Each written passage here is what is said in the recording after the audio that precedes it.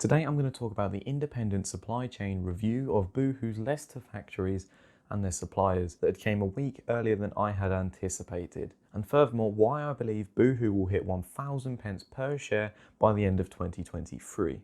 As usual, I'm going to power through the business and investing news so that we can get straight into the topic at matter. Firstly, with the UK's furlough scheme ending in October, it had led to a lot of uncertainty in the markets and the general economy. This had meant that a lot of people were fearing over job losses. However, Rishi Sunak, the Chancellor, has come up with a new scheme that will last 6 months following October. This is called the Job Retention Scheme. And basically, to qualify for it, you need to work at least a third of your hours. And then the government will pay 1/3 of your wages, plus an employer's third.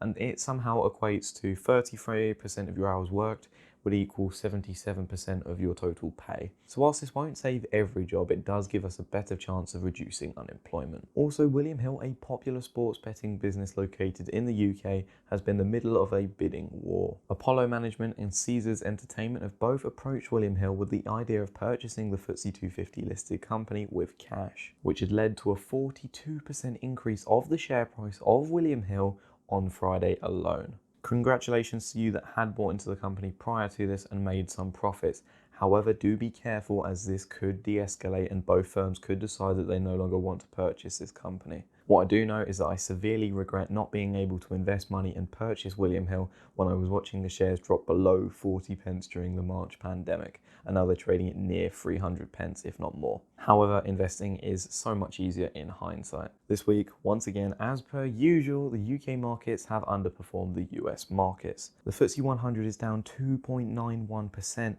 or minus 174.94 basis points.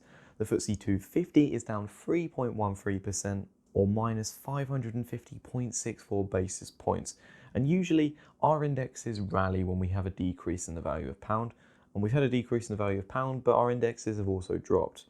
Not a good situation this week in the short term. The S&P 500 is up 0.40% or 13.19 basis points. My UK only investment portfolio is up 7.43% or approximately £971.45, which excludes my weekly deposit. In October, I'm going to be doing a 6-month review of the portfolio, revealing everything. If you want to see all my gains, my losses, and my total return on investment in this time frame, then don't forget to subscribe as you may miss out.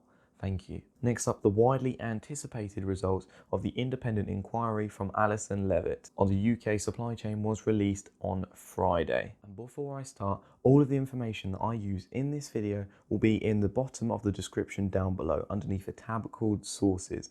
Please utilize this if you do not believe some of the statements I have said or want to research into it further. Also, I understand that this video will be controversial, and so today I'm not going to ask you to drop a like or a dislike for the algorithm, but rather I hope that if you have any points and you would like to make a discussion, that you drop it down below and express your thoughts. I will respond to it as soon as I possibly can. Quickly, I'm going to explain why the review took place, if you have been unaware of this. Firstly, in July and August 2020, an article written by the media, or I think The Guardian, was released stating that Boohoo was underpaying their workers and also quoted a £3.50, which was under minimum wage. This had led to the share price crashing over ethical and governance concerns, and subsequently Standard Life, who have an ethical fund, also sold out of it, fueling this crash. This has led to Shadowfall starting a short position, which effectively means that they make money if the share price of Boohoo went down, and it did. Following this scandal, Boohoo had announced that they were going to be doing an independent investigation in which they had invested £10 billion to do an independent review of their supply chain, and that the results were going to be partially released in their earnings update on September 30th.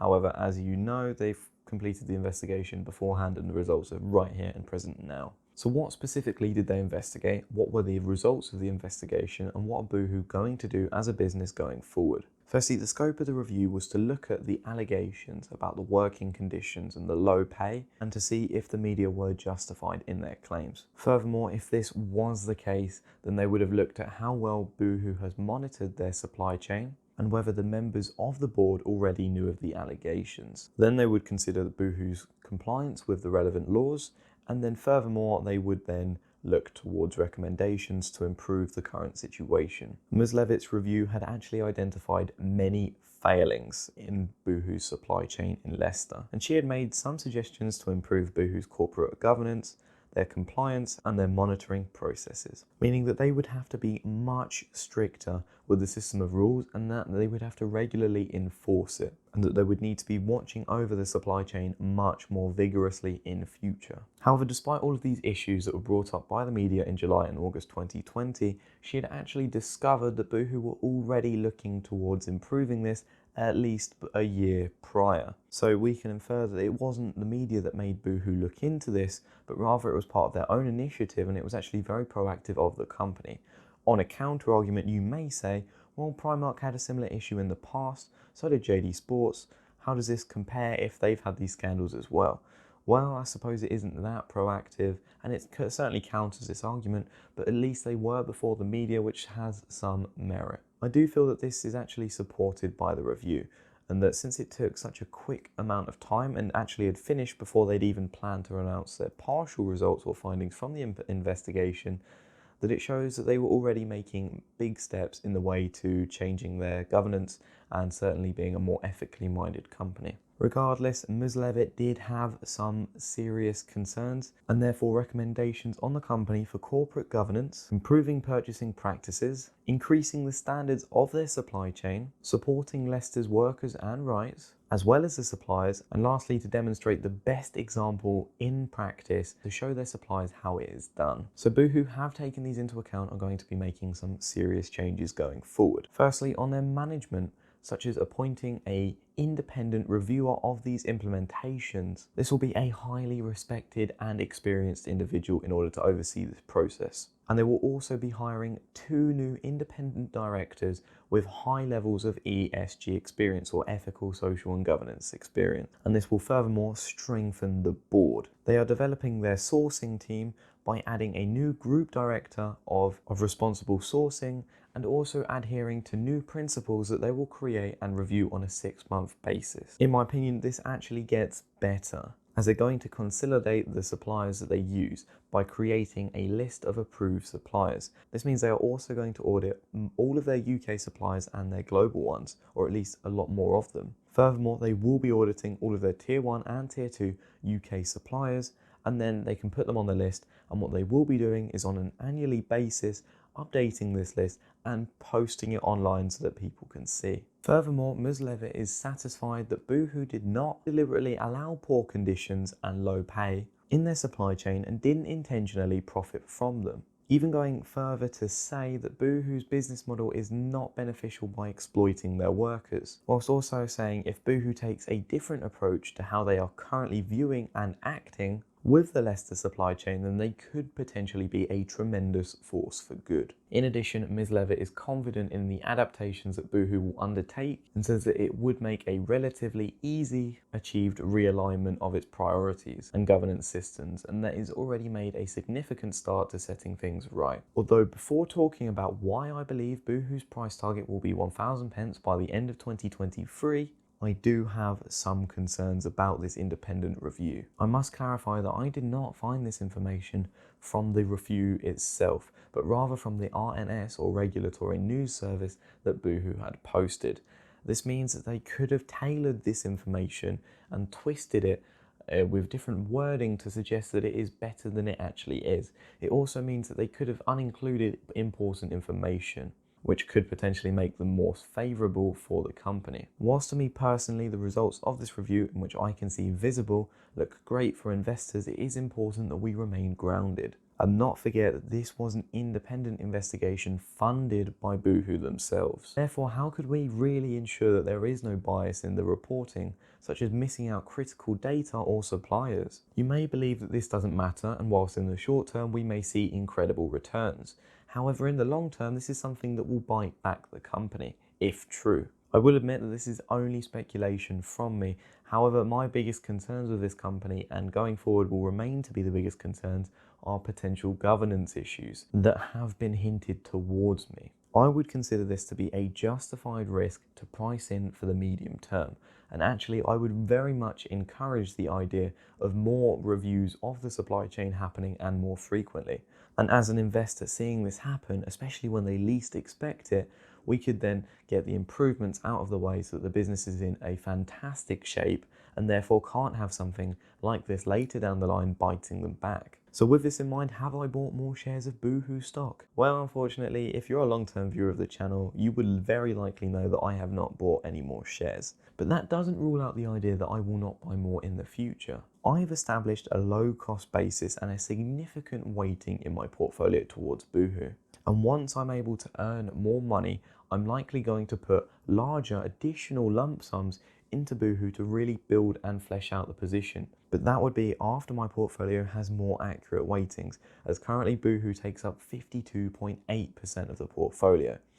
My target allocation for this is 25%, so we have a long way to go and I need to put more money into the other stocks because I don't want to sell Boohoo. This is not a short-term hold for me and I plan to hold this for the long term. Now for the main topic of the video, why I personally believe Boohoo shares will hit 1,000 pence per share before the end of 2023. I'm going to break this down into two segments. Firstly, explaining an overly complex mathematical equation, at least in my head because I hate maths. And then I'm going to talk about the actual fundamental reasons why I believe Boohoo will hit this, if not faster. Firstly, when using Yahoo Finance, we can look at analysts' growth predictions, and we can see their earnings growth as estimated for the next 5 years. If you look at Yahoo Finance, you'll see that this figure is 29.9%. Take note of this, which I would consider this to be a fairly modest figure, as it is lower than the last average 5 years annual growth of 35.2%. I also feel that this isn't accounting for the pandemic and that there is significantly less footfall in retail stores such as the high street. With Christmas on the way and this pandemic, it could lead to a lot of growth in this year. If we convert this predicted growth rate of the earnings in a 5-year period of 29.9% and convert it into a decimal, it would be 0.299. However, since we're going to be multiplying this, we need to put 1 in front of it, so it'll be 1.299. Then we want to multiply it by the earnings per share, which is currently 5.3 pence per share, which will give us a predicted earnings share growth after 1 year, which is 6.8847. Then what I believe to be a time horizon of 3 years, basically up until the end of 2023, which would mean we multiply 6.8847 by 3, and this will give us 20.6541. This is how much the earnings per share would be at the end of 2023, assuming that nothing changes and that the analysts are exactly correct. Then if we look at the current trailing price to earnings ratio of Boohoo, which is at 70.66, and compare this to their biggest competitor in the UK, which is ASOS, which has a price to earnings ratio of 100.53 times, this suggests to me that Boohoo has a lot more price to multiple earnings growth and therefore could be trading at a higher price to multiple in the future. However, for the simplicity of this calculation, I'm going to assume that in these next few years, Boohoo's investor sentiment lowers, people are less willing to pay as much of a premium for the company, and that it's only trading at a price to earnings ratio of 50 times, which is still significantly higher than the market, but for Boohoo, I would consider that to be fairly low. Now we get our result of our 3 years earnings per share growth, which is 20.6541, and multiply that by our future price to earnings ratio of 50 times. This would give us an estimated share price of 1,032.705 pence per share at the end of 2023. I think this is a very fair valuation for a company assuming it has weaker growth in future, whereas I feel that the growth will either remain very stagnant or, if not, increase further. We're also assuming that these next 5 years have much weaker growth than the last 5 years, and we haven't even taken into account the pandemic or how much online retailing has increased over this time period, as of the results were from February 2020. But also the investor sentiment is lower. People don't like this investment as much and that it is trading lower. Now that your brain is as fried by mine for the maths, I'm going to give my fundamental reasons on why I believe the company will do well in the future and hit that price target. I feel that these next few years could be the deepest recession that most of us will experience in our lifetimes or have experienced in our lifetime. Therefore, I believe people will become more money conscious, therefore looking to save more when possible or purchase goods for a cheaper price. I think Boohoo is in a prime spot for this. As clothing is an item, I would assume someone to need to buy at all times of the year, every single year. Clothing is a durable item, but that can change with fashion trends, but can also change with durability. Clothing doesn't last forever unless you've bought a very high quality leather jacket.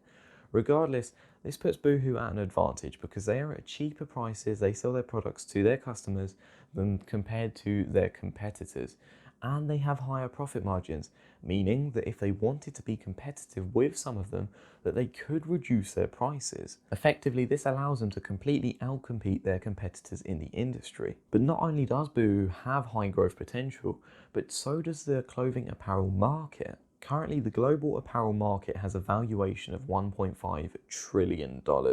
Boohoo's market capitalization is only £4.7 billion. There is so much growth potential for this, and they are not restricted by having retail stores, but rather have the less restrictions from being an online growth stock with e-commerce links. Therefore, I feel that they can grow faster than their industry and therefore start to dominate this market in the long term. Once more, I believe the management is very incentivized for growth.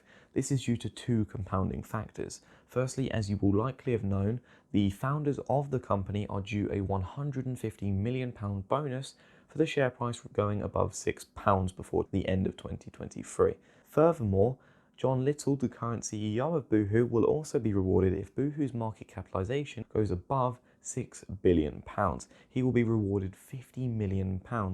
Therefore, I feel that the management is very well in line to make this money, and if they're quite greedy of a management, they're going to want to make this as quickly as possible. After all, the faster the company grows, the faster they get the money in their pockets. I've also not included the possibility of any future potential merger and acquisition, which really could be a possibility in the future. This is because they have a high cash position, and many businesses during this time period and the uncertainty of the pandemic will be struggling. Meaning Boohoo could swoop in, perhaps pick up these more retail-based clothing stores or brands, buy them at a cheaper valuation, make them online only, and therefore develop more revenue streams for the business. And this could be a lot of speculation, but I've also seen lately in the news that there are talks that Boohoo could potentially acquire New Look. Whilst yes, this could be a very slim chance, that's still something that could be priced in the future that I haven't priced into my share price target. I understand that many of you may be sick of seeing Boohoo on the channel. I have covered it a lot in the last few months. However, my position size is over 50% of the portfolio, and so that's why I have a lot of focus on it. However, I understand this, and in future I'm going to be talking about Boohoo a lot less.